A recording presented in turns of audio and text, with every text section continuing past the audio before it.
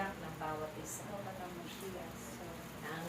natatanggap ninyo na nagmumula sa Diyos ay napakarami himala at biyaya grasya na hindi ninyo mabibigyan. Kaya't aking mga anak, napakapalad ninyo na tumugon sa kanyang tawag. Isa kayo sa karangunan na kanyang pinili at sa mga panahon. Gaano man kahirap ang inyong mga nararanasan sa inyong buhay paglilid. Tunay na kayo ay puno ng pag-ibig at paggalang.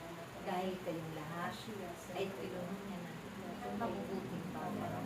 At sa panimula pa lamang, ito ang buhay na takda niya sa bawat isa sa inyo. Yan ang kanyang kalooban.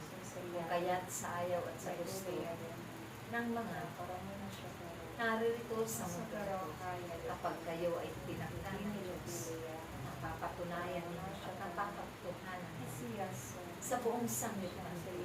Diyos ng buhay na ang tumawag sa inyo at nakakatawa. Kaya't aking mga anak, hindi lamang ninyo kahalagan ang lahat ng biyaya niya. Pakaingatan niyo at itago ninyo ito sa inyong puso upang hindi ito maagaw ng inyong kalaban. Pakaingatan ninyo at maging matalino ang bawat isa. Dahil ang kanyang mga aral at ang siyang magpupuno ng mga karunungan sa inyong mga buhay. Kakaiba ang napakahalagang ipinabuutos ng Diyos.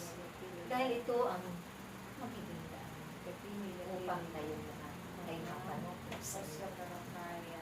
Kung sa mundong ibabaw na ito ay may mga mahalagang ipinabuutos, ang bawat pamahalaan na kakasakop sa inyo, masigit na pahalagahan ninyo ang mga ipinabuutos ng Diyos. At ito'y kunin ninyo, sundin ng buong kagalakan, buong kapakumbabaan,